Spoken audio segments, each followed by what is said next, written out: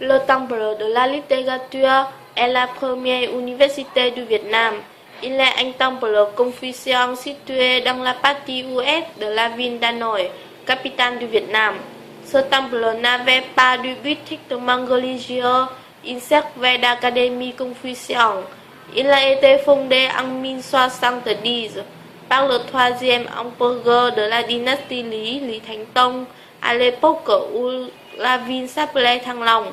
C'est ici que les fils de Sanghoan, les fils de Madarain poursuivent leurs études pour devenir lettrés ou autres fonctionnaires, c'est-à-dire les fils de natation.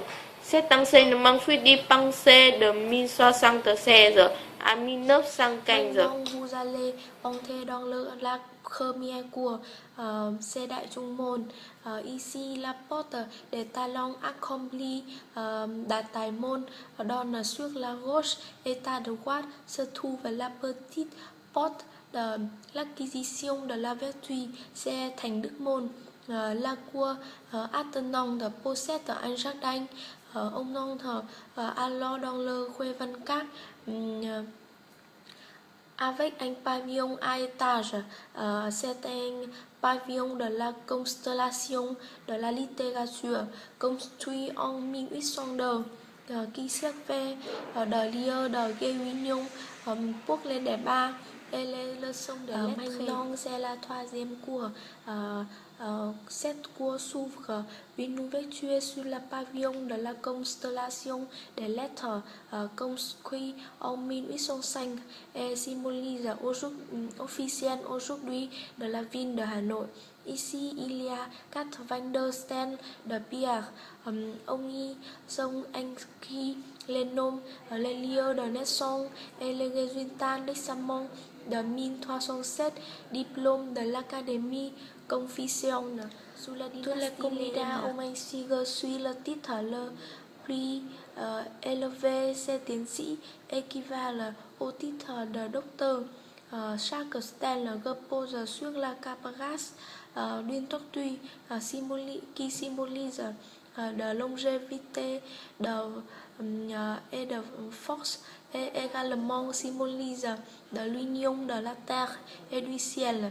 On va ici pour toucher la tête de la tortue pour avoir de la chance. La porte de Đại Thành, porte de la Grande de Synthèse, ouvre sur la quatrième cour qui constitue l'espace du véritable temple.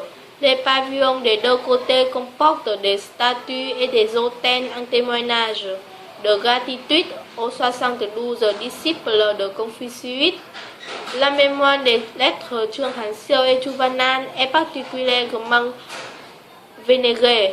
C'est du côté nord que se trouve le temple de Confucius, qui est formé d'un grand pavillon de cérémonie et d'une salle de grande synthèse qui représente l'endroit le plus sacré.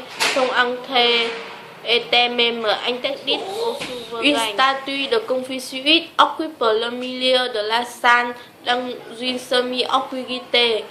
Confucius est encadré de ses 4 disciples les plus proches et les plus authentiques, Nhân Uyên, Tăng Sâm, Tử Tư, Mạnh Tử. Deux autels latéraux sont dédiés à 10 autres disciples distingués. Le grand pavillon de cérémonie, quant à lui, est un bâtiment trapu avec une toiture au pan incurvé. La salle réservée à l'autel est de couleur rouge et tord.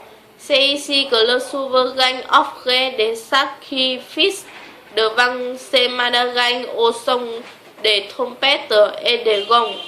Debout flanque l'autel symbolisant le transport de l'âme au ciel. Cette cour accueille aussi aujourd'hui un petit magasin. Le souvenir est de cartes postales ainsi qu'un petit musée. La dernière cour était réservée à l'Académie du pays, dite des fils de la nation. C'est ici que se trouvaient depuis l'origine les salles de cours et de leçons ainsi que les doctoires des élèves à partir du XVe siècle. Le tout forment un bâtiment fermant à la cour au nord. Une grande statue du recteur Chu Văn An se trouve au rez-de-chaussée.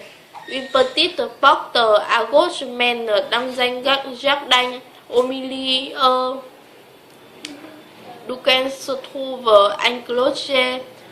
Symétriquement à droite du grand bâtiment de l'académie, le jardinet du nord-est comporte le grand tabouret.